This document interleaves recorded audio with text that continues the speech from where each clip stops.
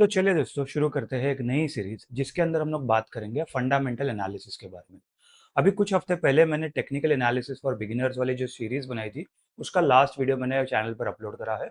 अगर आपने वो सीरीज नहीं देखा है तो आपको ऊपर आई कार्ड में लिंक मिल जाएगा या फिर आप चैनल पर जाके प्लेलिस्ट में जाके टेक्निकल एनालिसिस फॉर बिगिनर्स वाली सीरीज देख सकते हो। इस वीडियो में हम लोग बात करेंगे इस सीरीज में हम लोग बात करेंगे फंडामेंटल एनालिसिस के बारे में।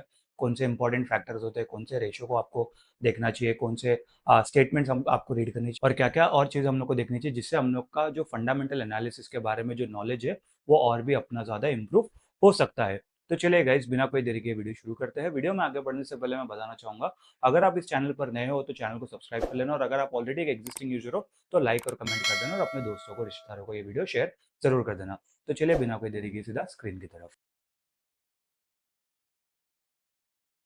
तो पहले समझते हैं कि फंडामेंटल एनालिसिस होता क्या है। देखो फंडामेंटल एनालिसिस क्या होता है, study of company financials, management, industry and economy. तो मतलब हम लोग कंपनी का फाइनेंशियल देखते हैं कि उसका बैलेंस शीट कैसा लग रहा है, कितने पैसे कमाए, कितना नुकसान हुआ, वो सब देखते हैं। फिर साथ ही साथ हम लोग देखते हैं कि इसके मैनेजमेंट में कुछ चेंजेस आया है क्या, इसके मैनेजमेंट में लोग क्या प्लानिंग कर रहे हैं कि फ्यूचर में कंपनी को ग्रोथ कैसे मिलेगा या कुछ एक्सपांशन कर रहे हैं या किधर कुछ इन्वेस्ट करके लोग कंपनी को और बेहतर कैसे बना सकते हैं। हम लोग ये सब चीज़ें समझते हैं। इंडस्ट्री के बारे में समझते हैं कि क्या इस समय पर जब मैं इस कंपनी में इन्वेस्ट करने का सोच रहा हूँ, तो इस समय पर इंडस्ट्री का जो साइकिल है, देखो हर एक इंडस्ट्री एक साइकिल पे रन करती है। तो अभी जो करंट साइकिल है उस सिनारियो के हिसाब से क्या है इंडस्ट्री आने वाले 5 साल में, 10 साल में या इनफैक्ट आने वाले 2-3 साल में क्या मुझे वो एक अच्छा रिटर्न दे सकती है या फिर यहाँ पर मुझे पॉजिटिव आउटकम लग रहा है या नहीं लग रहा है, वो हम लोग समझते हैं इंडस्ट्री का एनालिसिस करके या इंडस्ट्री के बारे में समझ के। और फिर ओवरऑल इकोनॉमी के बारे में भी हम लोग समझते हैं कि भाई जैसे जब कोविड वाली सिचुएशन आई थी तो वो टाइम पे सारी इंडस्ट्री स्ट्रगल कर रही थी, ठीक है। फिर जो रशिया यूक्रेन वाला वॉर हुआ वहाँ पर भी बहुत सारी इंडस्ट्रीज स्ट्रगल कर रही थी। अभी भी जो ये यूएस और ईरान वाला जो वॉर चल रहा था उसके अंदर भी काफ़ी सारा इकोनॉमी में वो उत्पाल हुआ, उसकी वजह से बहुत सारी इंडस्ट्रीज स्ट्रगल कर रही थी। तो ये सब चीज़ें भी देखना पड़ता है कि ओवरऑल इकोनॉमी कैसी है, इंडस्ट्री कैसी है, मैनेजमेंट और फिर कंपनी के फाइनेंशियल्स कैसे है। अभी देखो मैंने जैसा बताया कुछ देर पहले कि मैंने टेक्निकल एनालिसिस के ऊपर वीडियो बनाया, अभी मैं फंडामेंटल एनालिसिस के ऊपर ये सीरीज बना रहा हूँ। तो दोनों में डिफरेंस क्या है और क्या हम लोग को कोई एक ही चीज़ यूज़ करनी चाहिए क्या? देखो, सबसे पहले तो टेक्निकल एनालिसिस में हम लोग क्या देखते हैं, हम लोग प्राइस देखते हैं, चार्ट्स देखते हैं, ठीक है? प्राइस एक्शन के हिसाब से या chart, candlestick pattern, chart pattern, फिर मूविंग एवरेजेस, इंडिकेटर्स सब देखते हैं। इसके अंदर यूजुअली हम लोग शॉर्ट टर्म मोमेंटम देखते हैं और बहुत ही ज़्यादा माइक्रोस्कोपिक व्यू देखते हैं। यानी कि अभी मार्केट में क्या चल रहा है, पिछले 1-2 हफ्ते में मार्केट में क्या हुआ या ज़्यादा से ज़्यादा 1-2 महीने में मार्केट में क्या हुआ, हम लोग वो देखते हैं और उसके बाद हम लोग सोचते हैं कि आने वाले 1-2 महीने के अंदर या आने वाले 1-2 हफ्ते के अंदर या आने वाली 2-4 कैंडल के अंदर मार्केट कैसा बिहेव कर सकता है। हम लोग ये प्रेडिक्ट करने की कोशिश करते हैं पास्ट डेटा के भरोसे पर, ठीक है।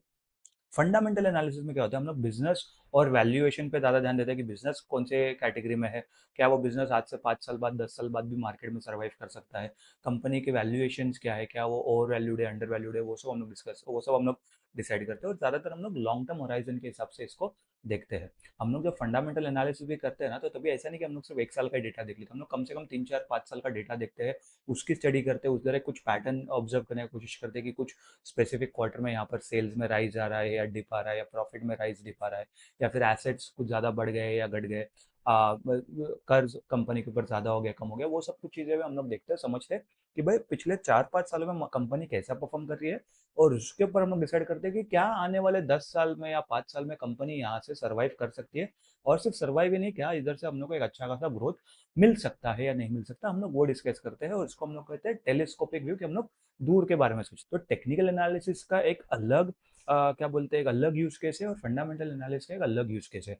अभी मेरा जो मानना है, जैसे एटलीस्ट मैं एनालिसिस करता हूँ, मैं हमेशा जब भी मैं इन्वेस्ट करना होता है तो मैं हमेशा दोनों को ही यूज करके करता हूँ। मैं टेक्निकल एनालिसिस भी देखता हूँ, फंडामेंटल एनालिसिस भी देखता हूँ। देखो फंडामेंटल एनालिसिस करके मुझे ये समझ में आता है कि क्या कंपनी अच्छी है या नहीं है, ठीक है। जब मैंने वो आइडेंटिफाई कर लिया कि कंपनी अच्छी है, ठीक है, फंडामेंटल एनालिसिस करके मुझे कंपनी अच्छी है पता चल गया।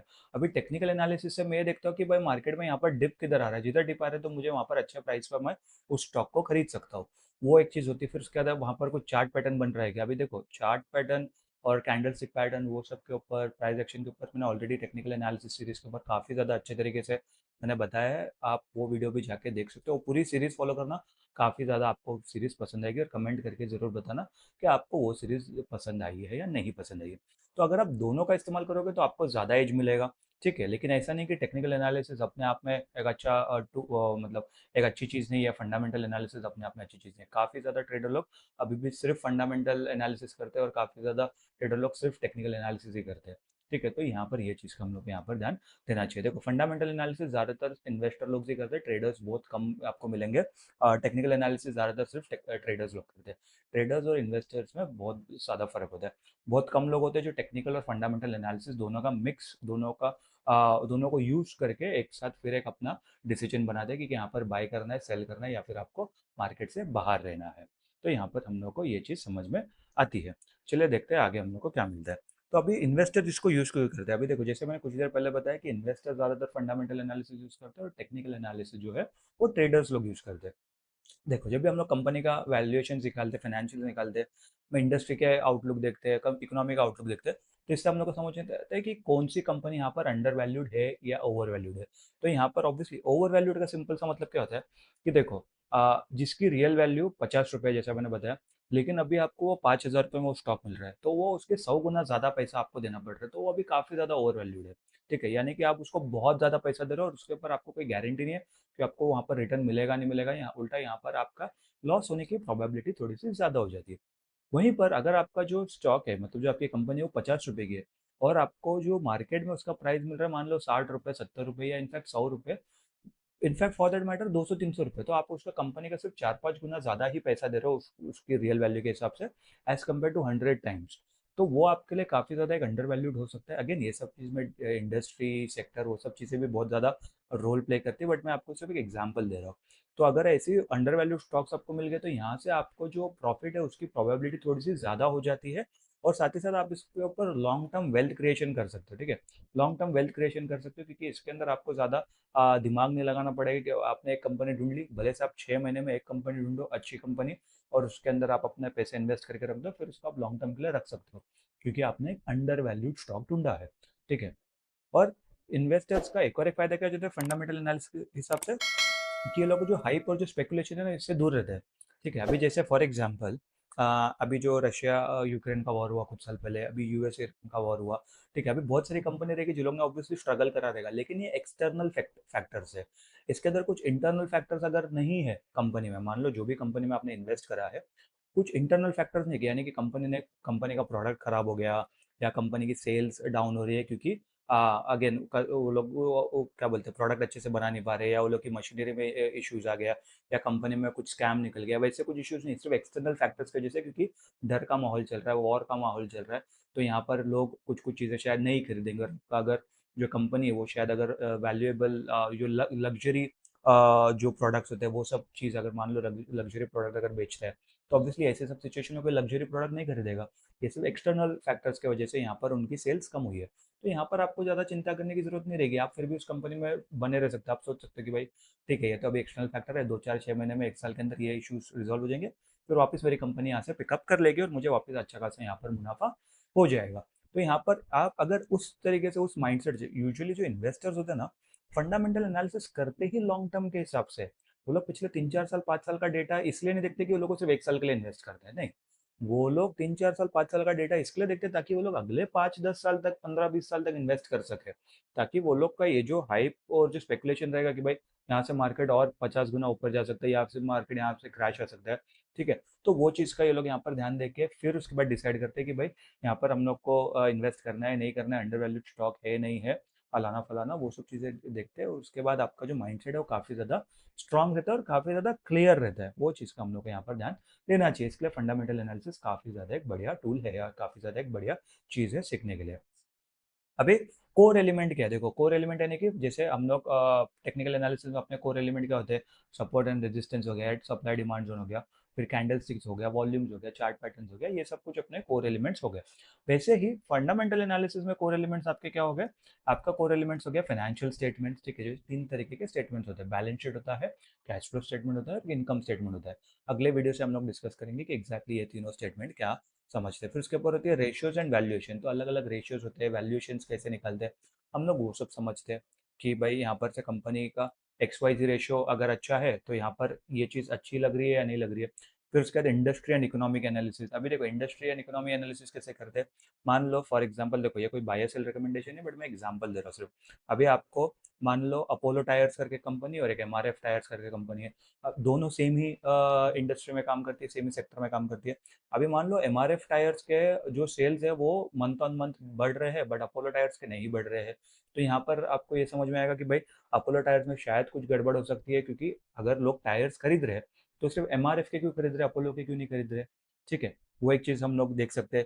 फिर हम लोग उसके बाद ये भी देख सकते हैं कि भाई दोनों कंपनी का स्ट्रैटेजी कैसा है, वो लोग के बिजनेस मॉडल में किधर कुछ अलग लग रहा है। कि जैसे मान लो एमआरएफ टायर ज़्यादा कमर्शियल व्हीकल को, अगर मान लो मतलब वैसे तो करते नहीं, बट मान लो एमआरएफ टायर सिर्फ कमर्शियल व्हीकल को कैटर कर रहा है, और जो अपोलो टायर जो पैसेंजर व्हीकल्स को कैटर कर रहा है, तो आप उस हिसाब से समझ सकते हो। तो हमेशा जब भी इंडस्ट्री का एनालिसिस कर रहे हो, जो भी कंपनी का आप एनालिसिस कर रहे हो, उसको हमेशा उसके जो पीयर की एक दो पीयर यानी कि जो साथी जो दो तीन कंपनी रहती है, उन लोग के साथ भी आपको कंपेयर करके देखना चाहिए कि भाई एक कंपनी का डेट इतना है तो दूसरी कंपनी का डेट भी उसके आसपास है क्या। क्योंकि बहुत सारी कंपनी रहती है जो ओपेक्स हैवी रहती है, यानी कि ऑपरेशनल एक्सपेंसेस हैवी रहती है, जिसके अंदर आपको बहुत ज़्यादा पैसा इन्वेस्ट करना पड़ता है, जिसके लिए आपको बहुत ज़्यादा डेट लेना पड़ता है। तो वो इंडस्ट्री की रिक्वायरमेंट है, उसके अंदर आप ये नहीं बोल सकते कंपनी बेकार है क्योंकि इसके पास 50,000 करोड़ का डेट है। ऐसा नहीं है, क्योंकि वो इंडस्ट्री का रिक्वायरमेंट है। शायद आप दूसरी कंपनी देखोगे उसी इंडस्ट्री में, तो उसके पास भी 45,000 करोड़ का डेट रहेगा, तो वो उसके आसपास है, तो इतना ज्यादा फर्क नहीं है। हाँ, लेकिन अगर मान लो कि ये लो एपेक्स वाली इंडस्ट्री है, ठीक है, तो उसके अंदर आपके अगर कंपनी के मान लो एक जो कंपनी आप एनालिसिस कर रहे हो उसके ऊपर 25,000 करोड़ का डेट है, और बाकी आपने पीयर्स चेक करे या जो भी साथी कंपनी चेक करे उसके ऊपर उसमें किसी भी कंपनी का 2 से 2,500 करोड़ के ऊपर का डेट है ही नहीं। तो जो कंपनी आप एनालिस कर रहे हो उस पे 10 गुना ज्यादा डेट है एज कम्पेयर टू एवरेज जो भी जितनी इंडस्ट्री के लीडिंग प्लेयर्स है। तो मतलब आपकी कंपनी में कुछ ना कुछ तो गड़बड़ हो सकती है, वो आपको उस तरीके से समझना चाहिए। और सबसे ज्यादा इंपॉर्टेंट देखो, ये तीनों चीज ना फिर भी लोग कर लेते हैं, एनालिसिस कर लेते हैं, बट सबसे ज्यादा बड़ी चीज जो लोग मिस करते हैं वो है मैनेजमेंट क्वालिटी के बारे में। अभी मैनेजमेंट क्वालिटी क्या होता है? देखो मैनेजमेंट क्वालिटी का सिंपल सा मतलब क्या होता है कि आपको ये नहीं सिर्फ देखना है कि कंपनी किस तरीके से काम करे। देखो कंपनी कोई एक इंडिविजुअल बंदा नहीं, जैसे मैं कंपनी नहीं हूँ ना, मैं तो अपना जो चैनल है मैं उसको चलाता हूँ। अगर मैं कल को मैंने कंपनी ओपन कर दिया तो कंपनी अपने आप तो नहीं चलेगी। अगर मान लो मैं कंपनी का ओनर हूँ या मैं सीईओ हूँ, तो मैं डिसीजन लूंगा ना कि मैं कैसे कंपनी को चलाऊंगा, और फिर जो डिसीजन मैं लूंगा फिर वो हमारे जो बोर्ड ऑफ डायरेक्टर्स में जो लोग रहेंगे वो लोग सब लोग मिलकर डिसीजन देखेंगे कि सही है नहीं है। फिर उसके बाद वो चेंजेस इंप्लीमेंट होंगे। देखो कंपनी में चेंजेस रातों रात नहीं होते हैं, वो एक साइकिल के थ्रू जाता है, वो एक सीरीज ऑफ अप्रूवल जो सबके थ्रू जाता है, तो कम से कम 3 4 6 महीने लग जाते हैं।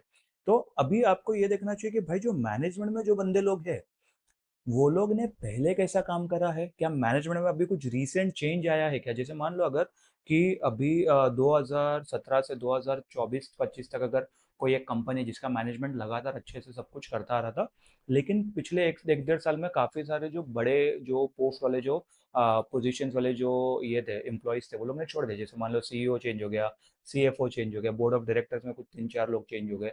अगर वैसा हो रहा है पिछले एक डेढ़ साल में, यानी कि इसके अंदर हम लोग को ये चीज समझना चाहिए कि कंपनी ने पिछले 8 9 साल में अच्छा परफॉर्मेंस तो किया, बट पिछले एक डेढ़ साल में बहुत सारे चेंजेस आ गए हैं, और वो आपको डेफिनेटली मोस्ट लाइकली नंबर्स में भी दिखेगा। अगर अभी नहीं दिख रहा तो शायद एक दो क्वार्टर बाद दिखेगा। तो उसके अंदर आपको समझ में आएगा कि क्या कंपनी अपना वही सेम स्ट्रैटेजी से काम करेगी, यहाँ पर स्ट्रैटेजी में चेंज आया है। क्योंकि अगर स्ट्रैटेजी में चेंज आएगा तो दो ही चीज हो सकती है, या तो कंपनी जो अभी करंट स्टेज है वहां से बहुत और ज्यादा इंप्रूव हो सकती है, या तो और ज्यादा नीचे गिर सकती है। तो यहाँ पर हम लोग को पहले देखना चाहिए कि भाई जो नए मैनेजमेंट लोग हैं वो लोग का क्वालिफिकेशन कैसा है, वो लोग का कुछ पहले वो लोग ने कोई दूसरी कंपनी में काम करा तो उसके अंदर वो लोग ने कितना अच्छे तरीके से उस कंपनी को ग्रो करवाया। वो सब चीज़ें हम लोग को देखनी चाहिए। तब जाके हम लोग को समझ आएगा कि भाई मैनेजमेंट केपेबल है कि नहीं, कि हमारी जिस कंपनी में हम लोग इन्वेस्ट कर रहे हैं वो आने वाले 5 10 साल में हमको उतना अच्छा रिटर्न दे पाएंगे या नहीं दे पाएंगे। अभी रिटर्न्स कितने एक्सपेक्ट करना चाहिए, देखो हर एक इंडस्ट्री का अलग अलग रिटर्न्स होता है। मैं सजेस्ट करूंगा कि वो आप अपना एनालिसिस करो, आप अपना खुद का रिस्क एपेटाइट देखो कि भाई आपको कितना रिटर्न्स चाहिए, कितना रिटर्न्स आप एक्सपेक्ट करते हो, उस हिसाब से आपको देखना चाहिए। देखो पर्सनली मैं अगर बोलूँ तो मैं जैसे अगर मैं म्यूचुअल फंड में इन्वेस्ट करता हूँ तो मैं 10 12% के ऊपर बिल्कुल भी एक्सपेक्ट नहीं करता हूँ, क्योंकि मेरे लिए 10 से 12% जो क्या बोलते हैं रिटर्न ईयर ऑन ईयर मेरे लिए काफ़ी है, क्योंकि मेरी इतना ज़्यादा रिक्वायरमेंट है नहीं।